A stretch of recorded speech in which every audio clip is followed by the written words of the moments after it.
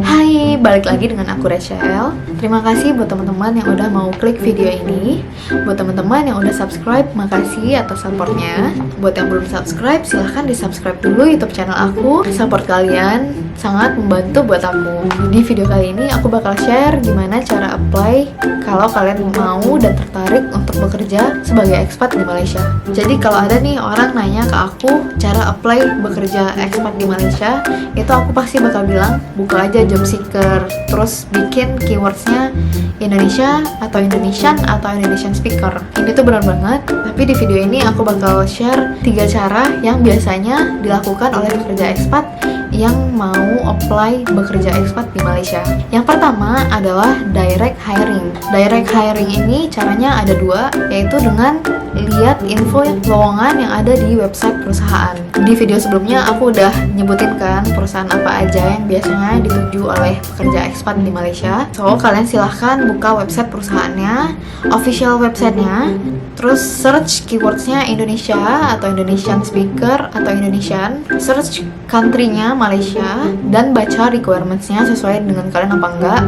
Biasanya di dalam lowongan itu mereka juga nanti bakalan ngasih tahu cara apply-nya. Either itu kalian ngirim CV ke HR atau bisa langsung apply di website tersebut. Nih ya, aku liatin step by step waktu kita ngeliat website perusahaan. Di sini aku milih satu perusahaan, terus kita pilih opsi careers. Di bagian careers itu bakal ada opsi job opportunities atau works atau jobs atau gimana, pokoknya yang mengarah ke lowongan pekerjaan yang ada di perusahaan tersebut. Nah, ntar bakal keluar kayak gini, kita set country-nya, terus set language kita, terus di bawahnya keluar deh lowongan pekerjaan yang available sesuai dengan language dan country yang udah kita set tadi.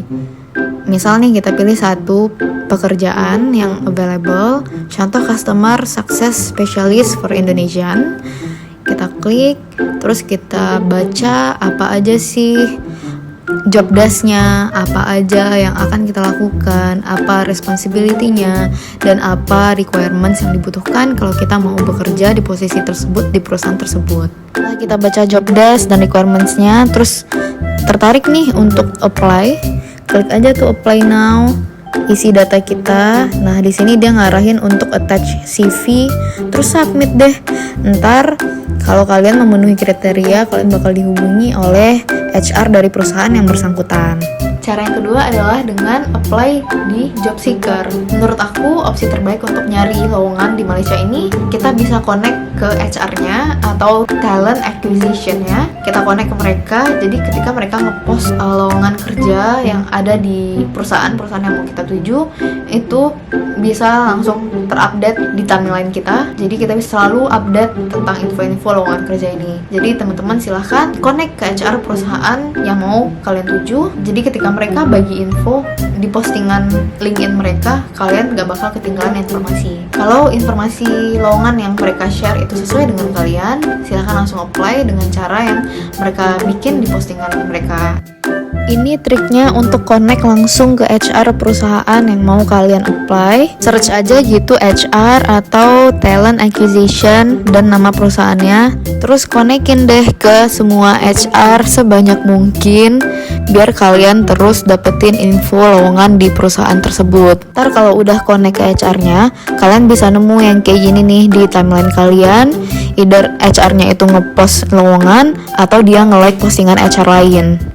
Biasanya mereka bikin cara apply-nya itu dengan ngirim CV kita ke email mereka yang udah tercantum di postingannya.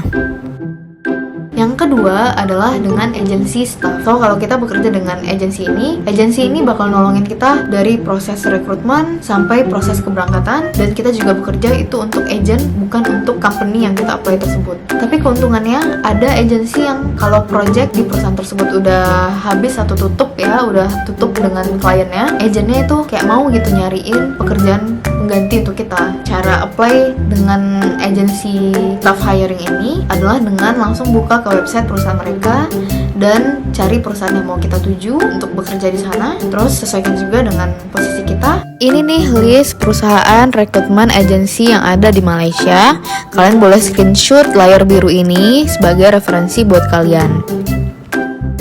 Aku rasa cara apply-nya kurang lebih nggak jauh berbeda dengan direct hiring. Paling ya antara dua, either kita hubungi HR-nya atau kita apply langsung di websitenya, kurang lebih sama juga gitu. Cuma bedanya karena kita bekerja kayak ini company, ini agency, dan di sini kita. Jadi uangnya itu nggak direct kan ke kita, uangnya itu dipakai dulu sama agensinya. Jadi kita gajinya itu nggak terlalu banyak, nggak sebanyak kalau kita bekerja di bawah perusahaannya itu langsung. Cara yang ketiga untuk apply bekerja di Malaysia dengan referral application. Referral ini tuh kurang lebih kayak orang dalam gitu. Jadi orang yang bekerja di perusahaan tersebut, mereka merekomendasikan kita untuk bekerja di perusahaan yang mau kita tuju itu. Terus mereka nolongin kita untuk ngasih CV kita ke HR. Jadi kalau ada bukaan, mereka akan menghubungi kita dan kita tinggal ngirim CV aja gitu.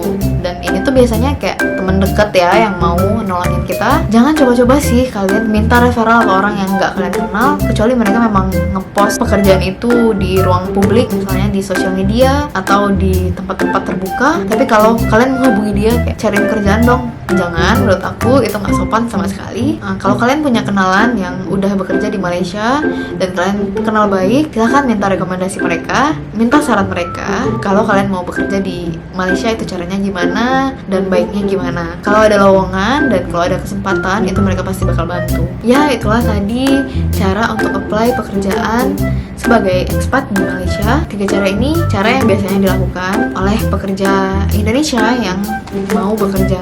Untuk pandemi saat ini, aku lihat memang kesempatan untuk bekerja di Malaysia ini kesempatannya lebih sedikit daripada sebelum pandemi kemarin. Tapi ya jangan putus asa, jangan patah semangat terus. Rezeki itu nggak kemana.